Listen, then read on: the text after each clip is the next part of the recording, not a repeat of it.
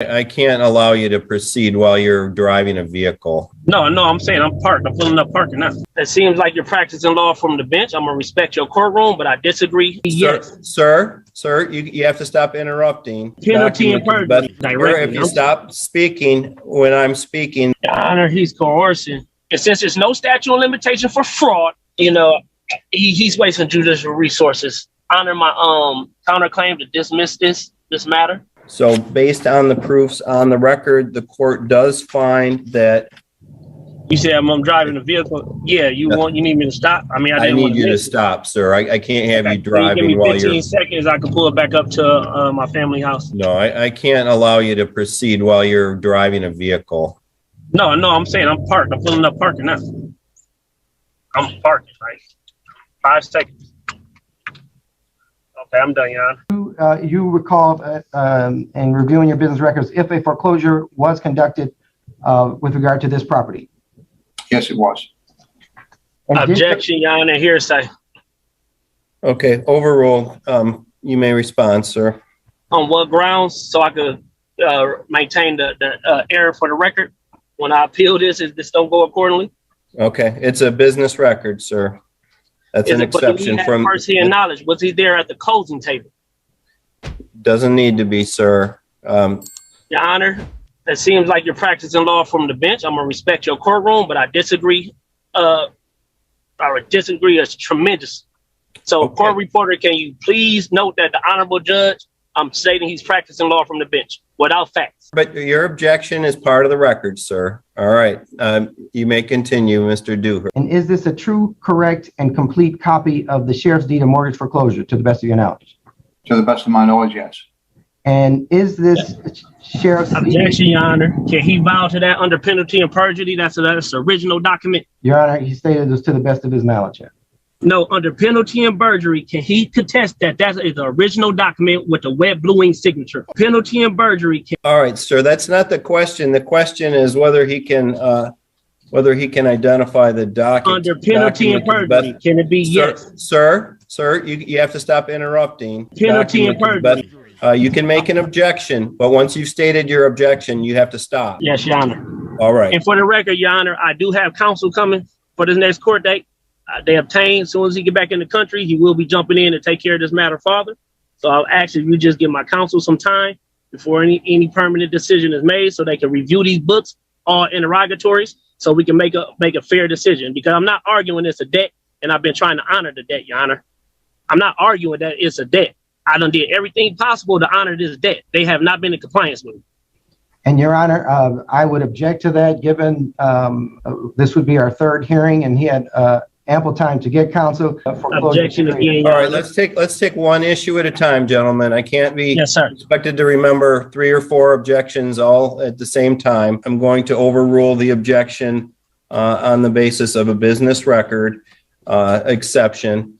As to the request to adjourn the matter for Mr. Bay to retain counsel, I'm going to deny that request. Mr. Bay is on what grounds, Your Honor? Because I never got served directly. If you stop speaking when I'm speaking, then I will state my grounds. And so I never requested that. You stated that, Your Honor. This is my first time requesting any adjournment to bring in incredible counsel who can handle this matter fairly on my behalf. At this point, I don't even see that you have standing to participate in this case, although I guess we will get to the proof on that issue.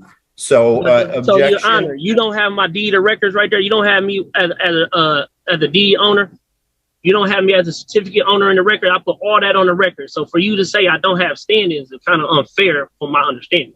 And was that redemption date September 27, 2021? Your Honor, he's coercing. He's coercing Mr. Dewhurst. As a government record and or document recorded with the applicable recorder of deeds for this this document. Okay. Any objection to that, Mr. Bay? Absolutely objection. Okay. And what's the basis for your objection? He's a third-party debt collector. He's not a real party in interest, and he has no firsthand knowledge of any of the affairs that took place with this mortgage or at this closing table. And that Mr. Dewhurst he's not eligible to bind a corporation. Do he have the status of a CFO or a CEO in that company? Okay, so the objection is that this witness doesn't have the first-hand knowledge to any other matters. Okay, all right. So the objection is overruled. And has Carrington ever conveyed any of their ownership? Objection, Your Honor. Objection. What basis, sir? They rightful owner as the title, rightful owner as complete ownership of the property. Can't just take away my interest like that without facts. You guys still have not had no verification of debt. What you have in your hands, Your Honor, we don't reached out. They cannot verify that debt, and they cannot verify that they ever loaned Rachel Brown and Matthew Brown any money for this mortgage. They can't. They can't prove that, and they haven't yet. And I've been waiting. I just want to know if they are real party in interest, are they a real creditor in the amount, so we could handle any financial obligation if owed. They are yet to prove that. Like you said, I got the deed, and it's sealed by the county records. I have the warranty deed as well, and it's sealed by the county records. Objection. Can you prove I didn't redeem and attempt to redeem? Can you prove that it hasn't been corresponding and negligence on you guys' behalf? Overruled. The property was foreclosed on and Carrington took control of it. Okay. Objection, Your Honor. How can you take control over something that... The one thing that completely baffles me about this hearing is why, given how serious the situation is, this guy actually thought representing himself was a smart move. His house is literally on the line, and instead of hiring an attorney, he genuinely believed that yelling objection over and over like it's some kind of courtroom cheat code would somehow save him. Sir, that's not how the legal system operates. Ever heard of the Sixth Amendment? Yeah, that whole right to an attorney part exists for a reason. The law is complex, and a few YouTube videos don't make you a lawyer. Honestly, I can't wrap my head around how someone could risk everything just to make some bizarre point. What do you guys think?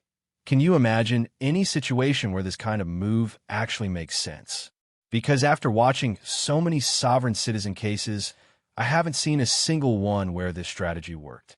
Then again, maybe I haven't studied their magical script, so who knows? Anyway, let's dive back in. I got the taxes in my name. I've been staying there the last year, and I have the deed and the warranty deed again for the record. May I ask a question that would help? You may, Mr. Johnson. Objection, Your Honor. He's about to coerce him again. The question was clear. He could answer that on his own. He said he had 30 plus years of experience. This shouldn't be his first rodeo. He can answer that on his own. Was there any redemption made by any party during that time? No. And none of your Objection. None of your record. Objection. And once again, you have not. What's your objection? That's not credible. That's not credible. Sorry, this is not your time to ask questions, Mr. Bay. Mr. Okay, Johnson, let me know when I'm credible to ask questions. All right, Mr. Johnson, any other questions? Has Carrington ever conveyed ownership of the subject property to any party? No. Thank you. No further questions, Your Honor. Objection, Your Honor. Matthew Brown, not the owner at the time that they Mr. Bay, this is your time to ask questions. So if you want to ask any questions to Mr. Dewhurst, you may ask questions to Mr. Dewhurst. Okay, Mr. Dewhurst. Is it not law that 15 USC 1692G requires verification of any debt? Your Honor, I object as to relevancy. Again, okay, what's the relevancy, Mr. Bay? I'm establishing bounds for fraud. And since there's no statute of limitation for fraud, I'm going to make sure if they're not the original creditor, that it's fraud. You didn't respond to the relevancy or how this is relevant. The relevancy of 15 USC 1692G, it binds any corporation or anybody who's saying there's a debt or a balance to verify it. Okay, so this is the time to ask questions, not to argue law. No, I'm not trying to. I'm asking a question. That was a question. You have a question regarding the facts for Mr. Dewhurst. Okay, you may proceed. Yes. So again, Mr. Dewhurst, under 15 USC 1692G, do you have to verify a debt? I'm going to have to object again regarding relevancy, Your Honor. This is, unfortunately, he does not have standing to bring any claims of verification. Objection. I'm a real party in interest. Objection, Your Honor. He doesn't have any standing. He hasn't proven he's more than a third-party debt collector yet. Your Honor, after the foreclosure period ran, Your Honor, we don't know if this is credible foreclosure. Can I ask my questions, Your Honor? All right, gentlemen, you cannot speak at the same time. Next question. So, Mr. Dewhurst, are you conscious of the verification of that letter that been sent to you, to your company twice, that I sent with behalf of Matthew Brown and Rachel Brown, that they're yet to respond from? My notary sent it. The Notary Republic sent it. Your Honor, I would have to object. Yes or no? Sir, you have to let Mr. Johnson state his objection. Mr. Okay, Johnson, what's your objection? Your Honor, he's asking the witness to respond to a vague request if he has any notice, but I would ask that he would only ask as it relates to the business records, Your Honor. Objection, Your Honor. I sent that to the Business and Record Department, and I sent it attention to the CFO of the company. That's an argument. That's not a question. This is a time for questions. Does anyone else think it's way past time this guy finally gets a lawyer?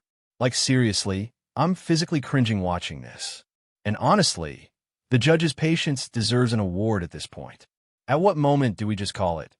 Please, for the love of all things legal, hit this man with a contempt charge already for wasting everyone's time. He shouted objection over 30 times, and not a single one has made sense. It's like he thinks if he keeps saying it enough, the court's just going to get tired and hand him the win. That's literally what contempt is there for. People like this who refuse to follow courtroom procedure and just drag the whole process out. At this rate, he either needs a contempt charge or a full-on competency hearing, because something is definitely not connecting upstairs. What do you guys think? Would you have thrown him in contempt by now? Or just let him keep cooking up this nonsense? And if anyone's actually keeping count of how many times he's yelled, objection, please drop the number below. No, that was in the form of a question. You didn't let me finish, Your Honor. Okay, well, you can't ask multiple questions within the same question. Okay. Well, Mr. Dewhurst, what was the problem answering the verification of that letter? If you have that in the record. So we've been asking for the original. Objection, Your Honor. He stated that he was not aware of a letter. You're right. Correct. So I should say then, moving forward, is there a problem producing the original contract with the wet bluing signature from Rachel Brown and Matthew Brown? If you have that in the records. Okay, so you have a question for Mr. Dewhurst? Yes, Mr. Dewhurst.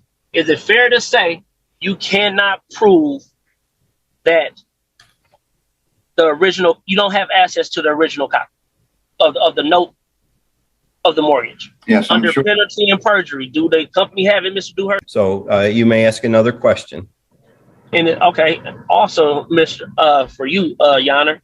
So it's also credible and fair to say he has no firsthand knowledge of anything as well. Okay, so that's an argument. That's not a question. Okay. So yeah. All right, I'm learning. I'm sorry, Your Honor. Thank you for your patience. So Mr. Dewhurst, under penalty and perjury, can you confirm that your company followed all GAP procedures with this process?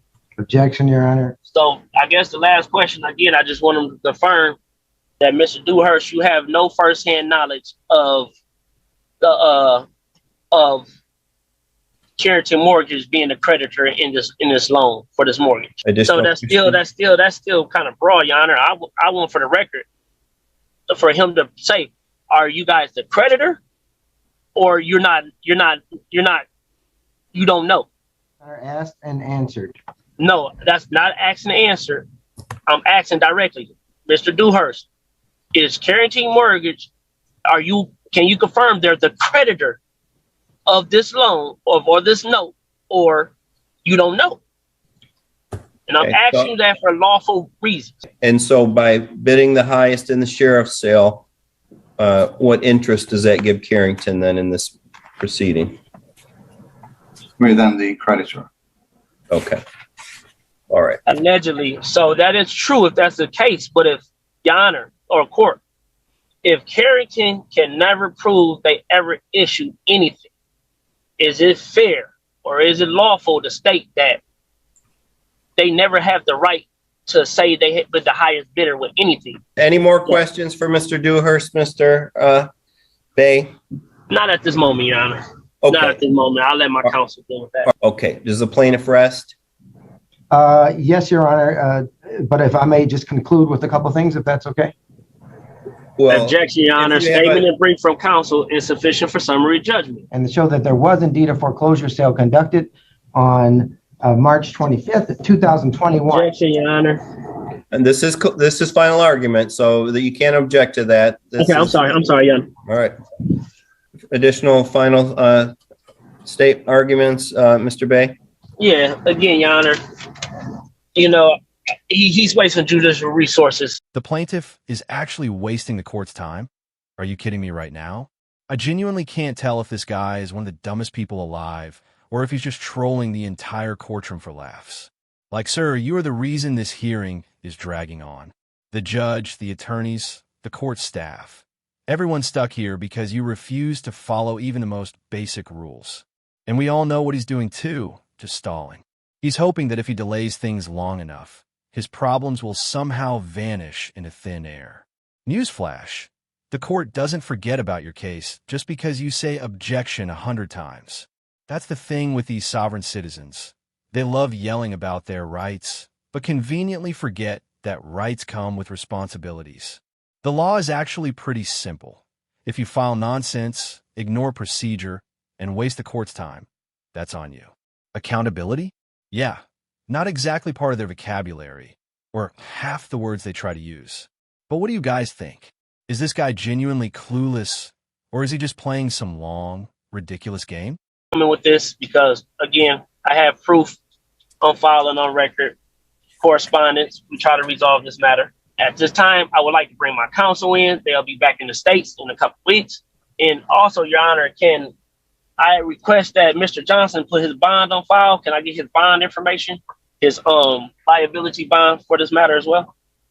Okay, no, that's not an issue in this case. I ask for you to just honor my motion, honor my counterclaim to dismiss this matter, because they don't have, it's not a, nobody with real party and interest on this line right now. Nobody with firsthand knowledge is on this court case right now that can speak and contest to what's going on. So with that being said, I ask to adjourn this matter or dismiss this matter because for failure to state a claim upon which relief can be granted. An individual who's identified himself by the name of Amate Bey claims to have a possessory interest in the property, though he did not present any proof on the record today of any interest that would make him have standing to contest this mortgage foreclosure and this suit for possession. So based on the proofs on the record, the court does find that